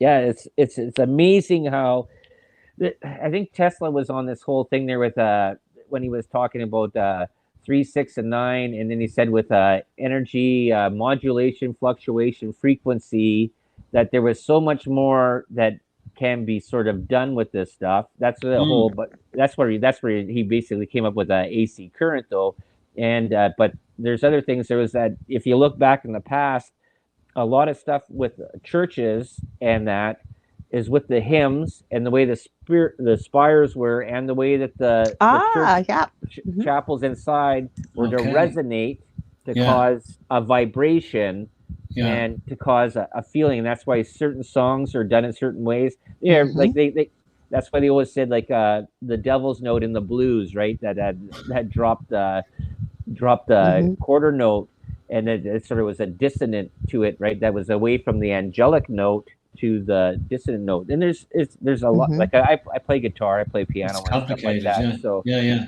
but there a lot of things that are involved with that, with frequency, vibration, and amplitude. And I'm just wondering if some of this stuff is that we're being bombarded. There could be. I'm not saying this is. I'm just saying there could be a possibility that people nowadays are seeing a lot more paranormal activity because we're bombarded with so many frequencies. Yeah, absolutely. And that to me, that's very interesting. Or because Project Mockingbird still exists too. We are being that's true, yeah. That's why it's called programming with TV programs. Heck, we could do a whole show on that stuff because Joe Montaldo, who owns the station, when we've done panel shows, he likes to call me Conspiracy Princess. And I always say, no, the stuff that I try to educate myself with, and this is why I'm open to having a discussion like this, Tom, is because a lot of stuff out there. Oliver Cromwell, we've had him villainized, and I'm really glad that you pulled Adolf Hitler and Osama bin Laden in, so people realize the level that this poor gentleman was villainized. We didn't even get into about his head, what happened with that. We got time. No, but I think that's important. I think because they might have heard it on my show, but on your show, we have a different audience. This is an interesting story because this is really, really crazy. Go ahead, Tom. See, what did I tell you, Tom? I told them before it came on, you're more than welcome to come. It's not your show. We do shows together all the time. Like, that's why we always tell people, I check with my guests the day of, and, once in a while people forget or whatever. And I always say, don't worry, I got a built-in guest. And he does too. It's the informality that also makes the guests very relaxed as well. We're just having a conversation, it's just amazing. I wanted to come back to so many things you've mentioned there. The problem with 2 hours isn't enough, by the way. Well, you have to come back. You'll have to come back, and we'll have Del on if he can get a Monday off. Yeah, absolutely. Such an interesting guy. I'm going to sound boring now because this is anyway. It is an interesting. Well, we story. can go back. We can go wherever you want. You're the guest. Yeah, I always say it's your show. So it's funny, isn't it? I get more excited about this conversation than I am about my own book and talking about the subject. Well, let's just tell the story of the head, then we'll go Let's back. do it. Yeah, because it's also. How about you just go like this? It says the head ended up somewhere where it wasn't supposed to be. So let's go back to where it traveled where it started from. And how did someone get the head? Excellent. So firstly, the story of the head's life is that it was actually affixed to the rest of his body at the beginning of its life. And so when, because of a combination of certain circumstances, Cromwell, as I mentioned before, became the head of state in the UK. Now, that didn't go down well with the royalists because it's all about heads. He had chopped off the head of the king. So when Cromwell died, he was the main target for the royalists who came back. And King Charles II came back onto the throne. And even though he was dead, they dug up his body because they wanted to show. They unburied him, as they use the expression. So you were talking earlier on, Lorilei, about to put people off doing something like he did. This is a very good example, even at death, beyond death. So they hung, drew, and quartered his body, as an example in public places. So. Nothing sends a message like a public drawing and quartering. And this is 2 years after he's dead, So, so this dear God. Emphatic. Yeah, the corpse, exactly. Yeah, it's not obviously. It's to cause absolute, horror. Yeah, in the world. Anyway, so London, 1660 this was, and so everybody knows it's Cromwell. They're decapitating. It took 6 blows to chop the head off because the head has those marks on the back wherever he was cut off. And so anyway, they put the head, just to sort of emphasize the fact that he's dead, on a railing outside Westminster Hall. And this is Googleable. There's a picture that actually is on the internet with the spike still through his skull, because it comes to that, and I'll explain how that happened. But anyway, a storm came about in 20 years later in the 1680s. It stayed up there that long. It wasn't just there for a couple of days. It was there for ages. And people were used to looking at Cromwell's head. And this is the guy who used to, govern, and people used to kowtow to. And there's his head. And, hi, Ollie, what's the weather going to be like today? It was a whole big thing. Yeah. So when his head blew down, a soldier who was on duty below, he picked up the head and stuck it in his coat. I thought, what the heck am I going to do? So I'll take that, I'll run home with it. And he ran home with it. And then he realized that he did the wrong thing, because the following day there was an outcry from the authorities who said, where's Cromwell's head? They they put out a reward for it. It wasn't enough, so he decided to keep the head. And he panicked a little. Anyway, he lived his life. We have to fast forward now because it gets a little, so we have to get through centuries. And he bequeathed the head to his daughter, who sold the head to a guy who was in a circus, and then who sold the head to, who owned a circus. So his head is going around a circus, and this is Oliver Cromwell's head. A gentleman then eventually got the head, who was a bit of a not a philanthropist or philanderer. I always get mixed up with those two words. I know. Anyway. Yeah, it's so easy. So easy, because I'm a philanthropist. Yes.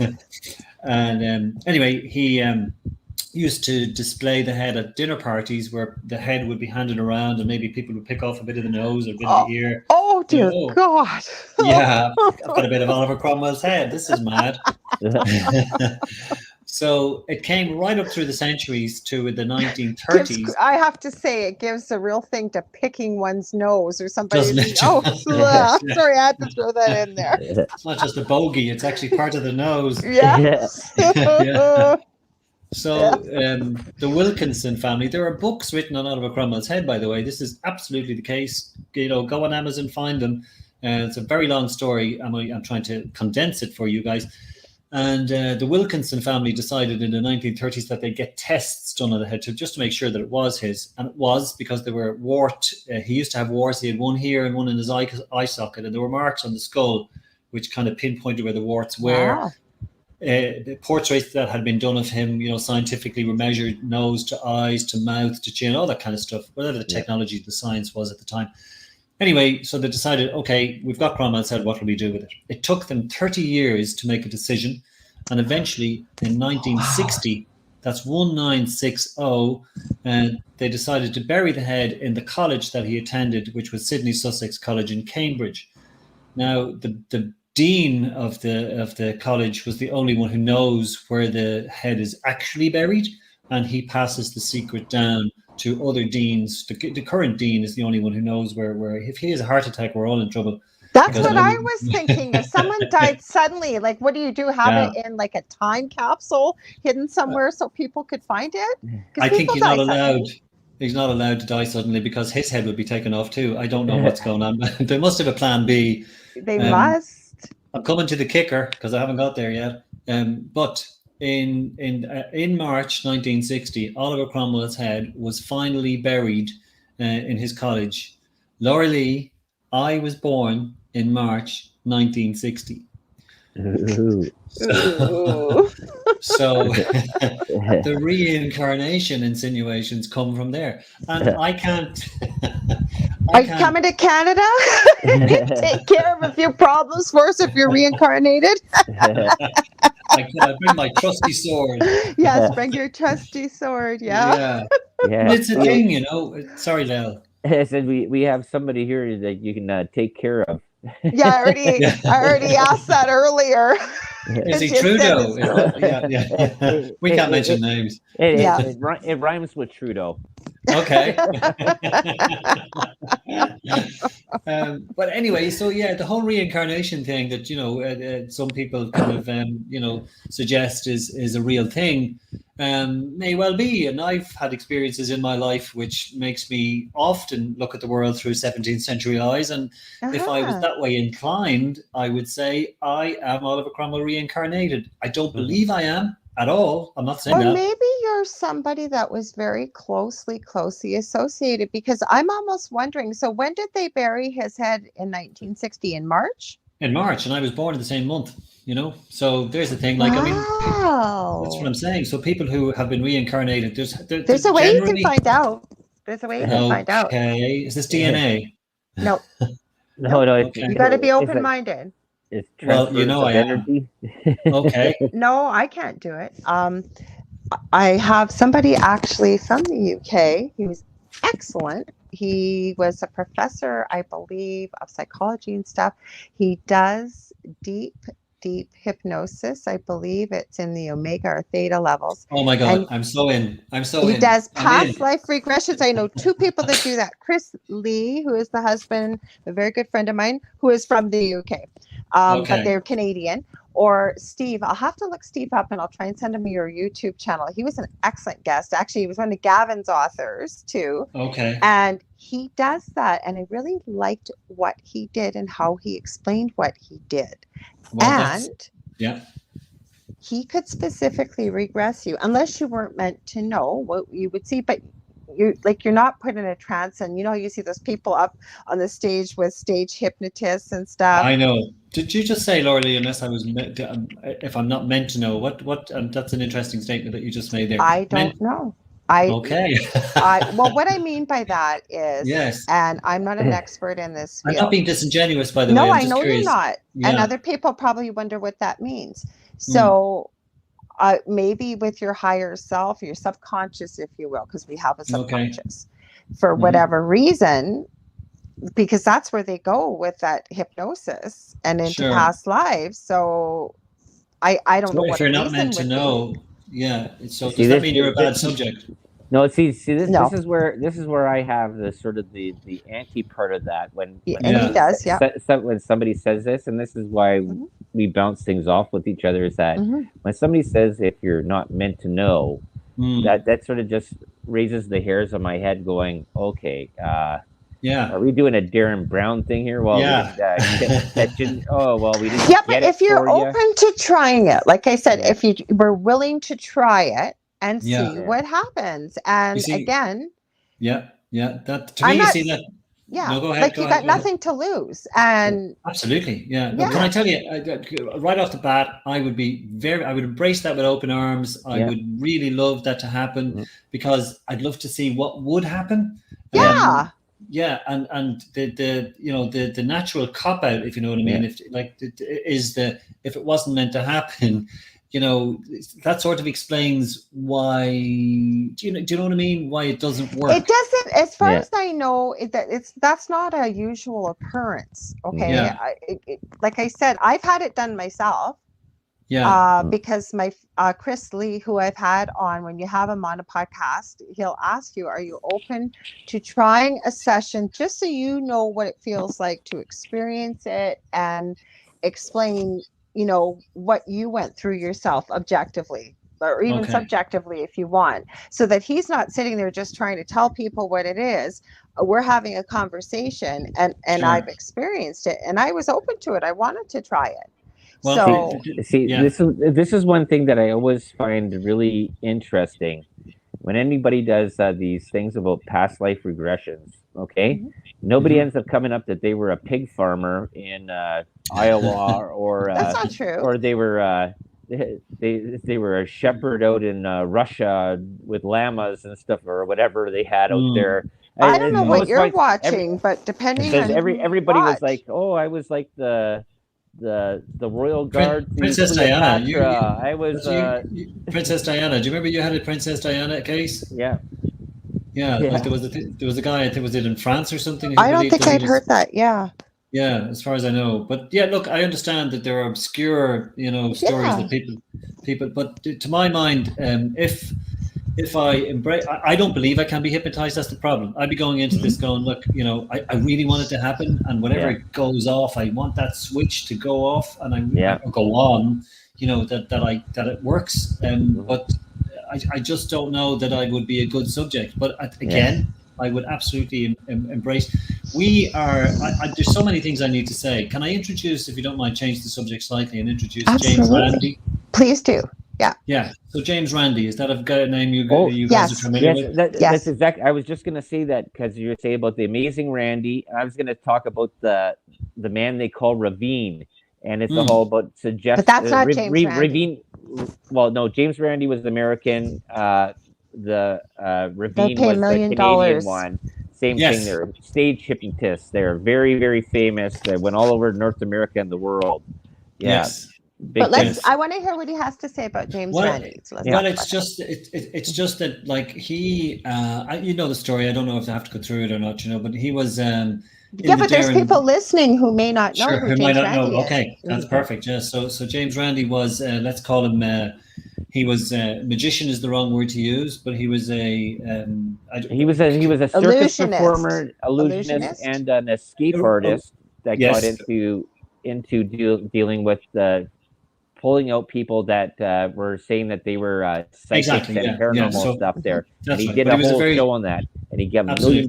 Yeah, and he exposed various individuals, and they were absolutely. And I think we had the conversation, Del, where people had wearing earpieces at it's been through the annals of time that people have done this with abilities. Yeah. Some of the televangelists are they're just not real, and they con people. But James Randi had, this reward that he had put out there for anybody who could credibly provide some sort of, and it didn't have to be, 100% all singing, all dancing. It just had to be something that he couldn't explain in the supernatural arena. Something that whatever it was, and lots of people tried and came along, and he called them out. More often than not in the first 10 seconds explaining what they were going to do, and they were all tricks. So nobody ever is the short answer, the short way of finishing. Have you ever watched his April Fool's joke from, I think it was a couple of years ago? Go on. It's on YouTube, and I'm trying to remember it, but he actually said somebody won the $1 million, and he brought the person up, and he had them do all this stuff. Like, it was really astounding to see what this person. It involved computers, and I thought, well, isn't that kind of cheating? Like, if it's computers and blah blah blah.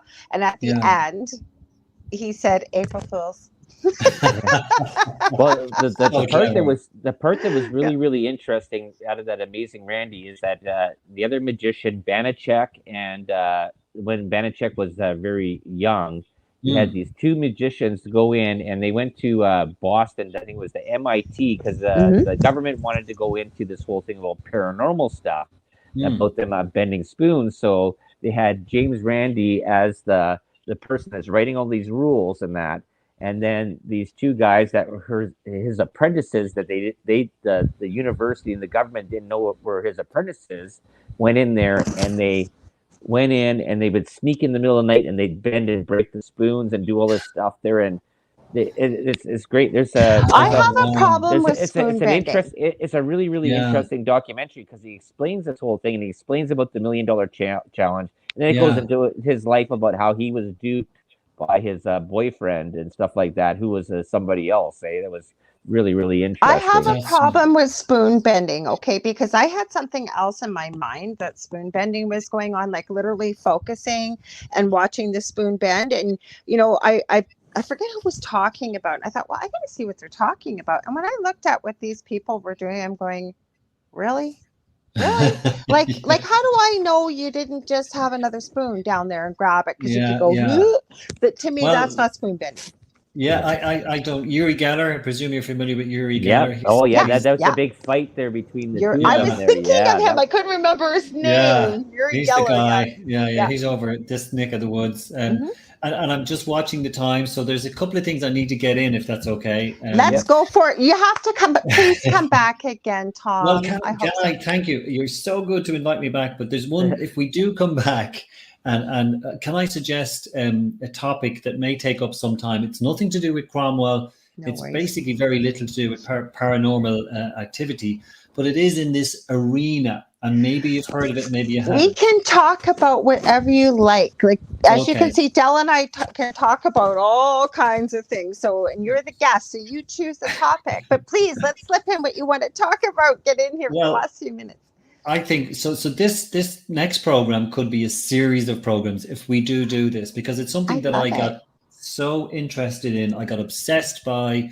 It's fascinating, layer upon layer of mystery and intrigue and death and murder and treasure and any amount of things. So, so it's French and it's Rennes-le-Château. Okay. Any lights going off? Yeah, that name sounds I've very heard that familiar to name. me. Yeah. And Del and I do series, by the way, together. We used to do shows back to back or one night up. So we could do that, couldn't we, Del, with Tom? Just so what you need to do is, if it's okay, and I'm encouraging you on a live show, so you can't say no, because so you've heard of the Da Vinci Code. Oh, yes. Okay. So now we're in the ballpark. Okay. Yeah. So the Da Vinci Code was born out of the Rennes-le-Château story.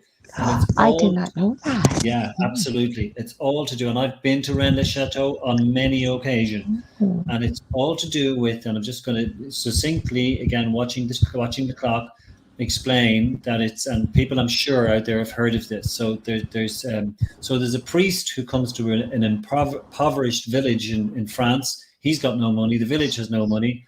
And within a very short space of time, something like 6 or 8 years, he has the equivalent of these days $3 million, which he, reforms the whole village. He builds a church, he builds a villa, and that's where the intrigue is sourced. And there are mysteries about, people suggest, it's incredible that the tomb of Jesus is in this area. And the Merovingian, there's a whole bunch of... Exactly. The Cathars, correct. Are you the Rosicrucians, yeah. See, I told you we could talk about it. We just don't always talk. We could talk about this, definitely. And the Priory of Sion. The bloodline of Jesus. Yes. All of those. And just to sort of, again, watching the time, I had a moment to myself one day in the middle of Rennes-le-Château where I had read several books, and there are documentaries out there, and the documentaries are amazing. Henry Lincoln, who wrote The Holy Blood and the Holy Grail, with two other, you really need to read that. Okay, I'm writing it down. Yeah, because that's amazing. That sort of tells. So the idea is that Mary Magdalene, a lot of people think, and I think she did, as far as I remember, she ended up in southern France. Yeah, and had kids and was married. And had kids. Well, see, that's a suggestion. And the fact is that the story goes that he didn't die on the cross. Shock, horror. I've heard that and believe that too. Well, and that he went to the south of France and they lived out their days in this area. So it's seismic, whether you're a conspiracy theorist or whether you're just interested in the story for the sake of the story. But trust me, the whole landscape is full of mystery and pentagons, and it's just, I can't tell you the amount of layers that are in the story. I'm sorry for going on about it. That's almost like people have said, the conspiracy theorists, that Adolf Hitler lived out the rest of his days in Costa Rica. I believe he did. South America. He did. I believe he did. Well, there's a possibility that he did. Where's the body? We've never seen a body. Yeah. But anyway, Rennes-le-Château is if you don't mind, and you can ignore me and you can say no. Look, Tom, I already said yes. I can't wait. I love it. Del and I have another guest that he's met. That was a friend of mine. I told him you're gonna love her, and he does. And now that our shows aren't on the same night, we can't always do it back to back. But Varla Ventura, she's an author too. super interesting lady like yourself. You're not a lady, but super interesting. And we usually have her on, but I'd love to do this. Would you join us too, Del? Oh, for sure. Yep. Listen, Yeah. This would be terrific if you I would, love it. because what you will do, and I'm serious, there will be people out there, guys, whose lives you will change, because they will get on a plane, they will go to Rennes Chateau. There's only about 60 people living in the village. It's on the top of the world. It's an amazing, and when you Google this, you'll see the view in itself. It's an intrinsically beautiful village, medieval, lots of history. But anyway, all of that will come, and you will literally change people. Like, people will go over there because the treasure apparently has not all been found. And over the years, there's a sign outside the village that says you can't dig in this village, because they've had so many people come to dig. But I don't think the treasure is in the village, and nobody does. But anyway, so it's a whole treasure story. Oh, wow. All right. So, ladies and gentlemen, if you are listening to that, look forward to that, because we're giving Tom an absolute yes. We want to do this. We want to talk about it, and I'm sure we get to do like a show on your show, and then bump into an hour into mine, and then bump into there, and like do a little Carter stepper thing, whatever. Well, do you know what? Since I've met you guys, I've been introduced to you guys, I want to keep this going, because I've been very disappointed earlier on, thinking, oh my God, this is the end now, because we've been chatting, we've been talking. Del and I have had 2 shows, and I apparently I wrote a book, by the way. I don't know if that's part of the same deal. Let's tell them where to find your book. We've only got a minute or 2 left, but we will have Tom back on for sure, because look we went all around the world and back again, basically, to Oliver Cromwell to tell people where to buy your fantastic book, Tom. So where can they buy it? You don't know it's fantastic. I do have a copy of it. I did start. Yes. Yes, I do. Okay. No, don't embarrass yourself by saying you got to the first chapter and didn't read on. Not all the way on. Not all the way on. I usually get into the first or second page, because I have quite a few authors Gavin sends me. I wish I had enough time to sit and read. No, that's fine. The book I read at my breaks. I'm a little bit more diligent than my other half there. Okay. He's better than me. Anyways, where can they find your books? Look, the best way to do is go on johnhuntpublishing.com. It's there. There are lots of reviews on that page. It'll give you a flavor of what it's about. I call it faction, because it's a fictional biography but based on fact. So it's a new word I've coined. And trademark it. I think I will. Yeah. And it takes him from when he was an infant to when he dies. And spoiler alert, he does die at the end. But it's not so much my. But do we? But it's not so much that I've made an interesting story. His life is the interesting story. I've just embroidered, the whole narrative around that. But it's a fantastically amazing story of his life, and he was such a fascinating character. Yeah. And I have a link to it in the write-up, folks. Del, you want to tell them quickly where they can find you? Yes, you can find me Thursdays at 7 p.m. Eastern time, and going to have Big Jim back on again, and we're going into the Blood Diamond African trade. Ooh. Sounds exciting, you guys. You don't want to miss that. Big Jim's always got great stories. And I want to thank you all for being here. As always, I'm sending you all so much love and light. We will be back next Monday, same time, same space. I meant to note who I'm having on. I do have a guest. It's a female, and I think it's one of Gavin's authors. I'm getting caught up here. I was only booking week to week with the summer, or before the summer, and with what was going on. But now we're starting to get in more of a regular schedule. So again, thank you so much, Tom. I can't wait to have you back on. Thank you so much for being here. Thanks Del. Very much, Lorilei. Thanks, Del. For joining us. Okay, so good morning, good afternoon, or good evening, wherever you may be. And again, we will see you same time, same space next week. Oh, yeah, if you want to get a hold of me, facebook.com/The Angel Rock, whether you want to book a reading, healing session, mentoring. And I've got 2 groups on Facebook, Paranormal University for all things paranormal, Angel Rock for some of the topics we've discussed here tonight. So we will see you all next week again. Thanks, everybody. Bye.